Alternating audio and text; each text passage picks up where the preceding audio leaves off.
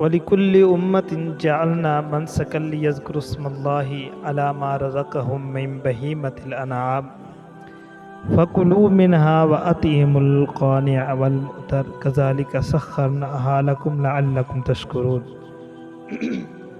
معزز سامعین کرام، جیسا کہ قربانی کے ایام آپ لوگوں کے سامنے آ رہے ہیں، چند دنوں کے بعد قربانی کے یعنی کہ ذی الحجہ کا چاند نظر آ جائے گا، اور اس کے اندر لوگ در و در قربانیاں کرتے ہیں۔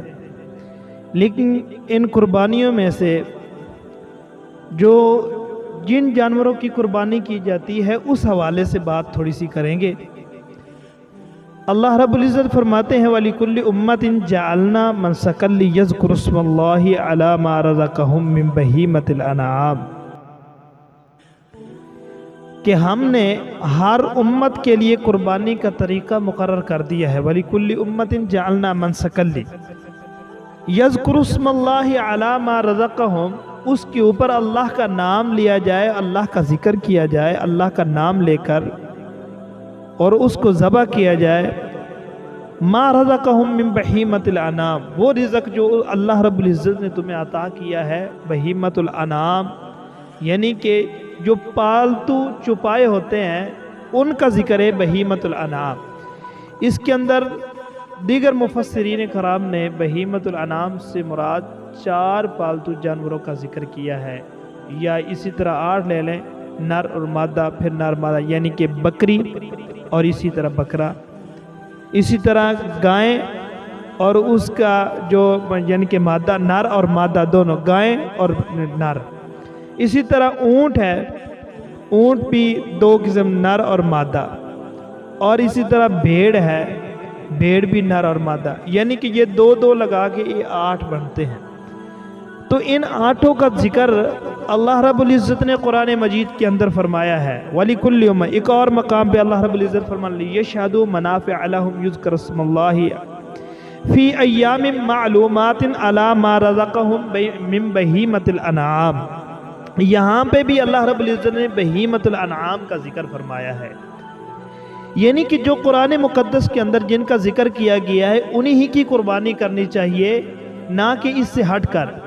اگر گوشت کی طرف دیکھا جائے، گوشت بڑا طاقتور ہے، کھانے والا ہے، لذیذ ہے، لذت والا ہے، تو اس کے اندر بہت سارے اور دیگر جانور ہیں جیسے ہرن ہے، ان کا بہت اچھا یعنی کہ گوشت ہے، لیکن ہم نے وہ کام کرنا ہے جو رسول اللہ صلی اللہ علیہ وسلم نے بتایا ہے، اس سے ہٹ کر اور کام نہیں کریں گے۔ اچھا، اس میں دیکھیں نبی علیہ السلام نے اپنی زندگی کے اندر جو قربانی کی ہے، قربانی کے جانور کی ہیں، وہ سب سے زیادہ افضل ہے۔ آپ کی سنت، آپ کا عمل، آپ کا فعل، آپ کا قول، یہ سب سے زیادہ بہتر ہوتا ہے۔ اس میں سے اکثر طور پہ لوگ اختلاف کرتے ہیں، کچھ لوگ کہتے ہیں کہ یہ گائے کا جو گوشت ہے یہ کھانے والا نہیں ہوتا، اسی طرح ہم یہ بھینس کا اس کی قربانی کرتے ہیں تاکہ اس کا گوشت بھی لذیذ ہوتا ہے۔ یہاں پہ گوشت کی بات نہیں ہے، یہاں پہ ہے کہ اللہ رب العزت کی قربت حاصل کرنے کے لیے، اللہ کے قریب ہونے کے لیے قربانی کی جاتی ہے۔ قربانی تقوی کی بنا پہ کی جاتی ہے، نہ کہ یہ قربانی کو صرف اپنے مفاد کے لیے ہے یا اپنی پیٹ پرستی کے لیے نہیں، بلکہ یہ تقوی کے اوپر۔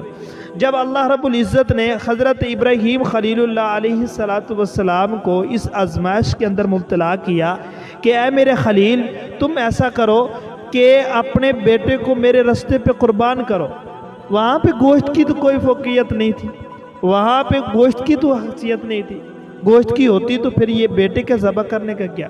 یہاں پہ یہ تقویت اور ایمان کی تذکرہ ہو رہا ہے کہ یہ کتنا ایمان ہے، کتنا اللہ کے قریب ہے، ان کے اندر کتنا تقوی ہے۔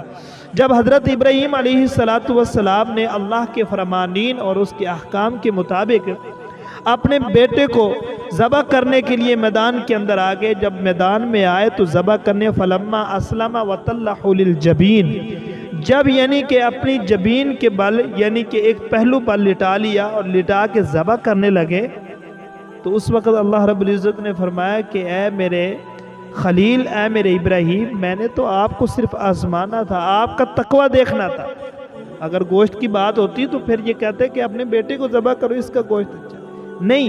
یہاں پہ قربانی جب ہی کرنی ہے تو تقویت کی بنا پر. یہاں پہ گوشت کی کوئی حیثیت نہیں ہے، صرف اور صرف جو ہے نا اللہ کے قرب حاصل کرنے کے لیے یہ قربانی کی جاتی ہے. تو قربانی کے جانور وہی کرنے چاہیے جو رسول اللہ صلی اللہ علیہ وسلم نے کیے ہیں. اچھا، دوسری بات یہ ہے کہ لوگ کہتے ہیں کہ نہیں بڑی آسانی سے. اصل میں یہ ہے کہ جانور تمہیں گائیں مل رہی ہے، اسی طرح بھیڑ مل رہی ہے، بکری مل رہی ہے، اونٹ مل رہا ہے، تو ان چیزیں ملنے کے باوجود بھی ہمیں کون سی تکلیف اختلاف اور شک کے اندر پڑ جائیں. شک کے اندر محترم بھائیو جانور کون سا ہونا چاہیے؟ جانور یہی ہونے چاہیے جن کا ذکر اللہ رب العالمین من بہیمۃ الانعام.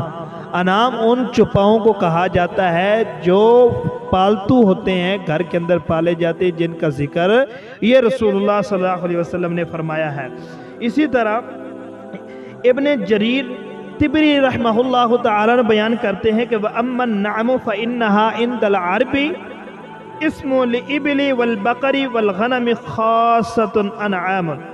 نعم کی جمع ہے، اہل عرب کے نزدیک نعم بالخصوص اونٹ لیا گیا ہے، اور اس کے اندر بھیڑ اور بکری کا نام ہے.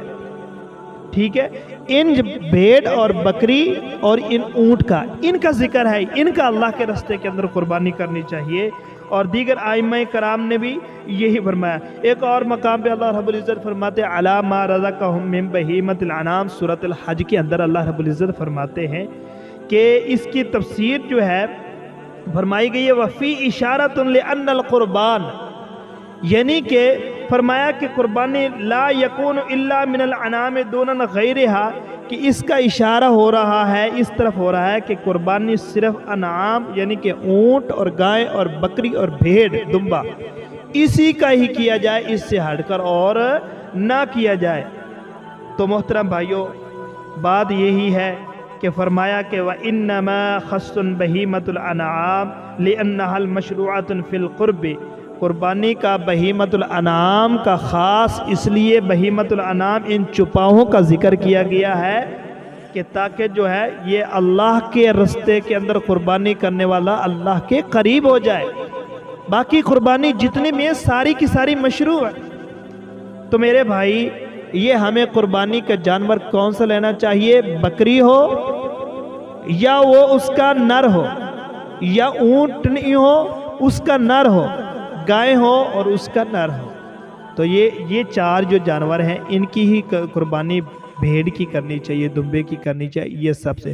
اچھا، ان میں سے افضل اور فضیلت والی قربانی کا جانور کون سا ہے؟ دمبا ہے، کیونکہ جب ابراہیم علیہ السلام قربان کرنے لگے تو اللہ تعالیٰ نے کیا گائیں بھیجی، بھینس بھیجی، کیا وہاں پہ اللہ نے ہرن بھیجی، یا وہاں پہ اللہ رب العزت نے کوئی اور چیز نہیں؟ فرمایا کہ اس اسماعیل کی جگہ کے اوپر اللہ رب العزت نے جنت سے تو وہ دمبا بھیجا، کہا کہ اس دمبے کے اوپر چھری یعنی کہ پھیرو اور اللہ کا نام لو، یذکر اسم اللہ علی ما رزقہم من بہیمۃ الانعام. تو یہ سب سے بہترین جو قربانی ہے وہ قربانی کس چیز کی ہے؟ دمبے کی ہے. اور نبی علیہ السلام نے قربانی کی 2 بکروں کی.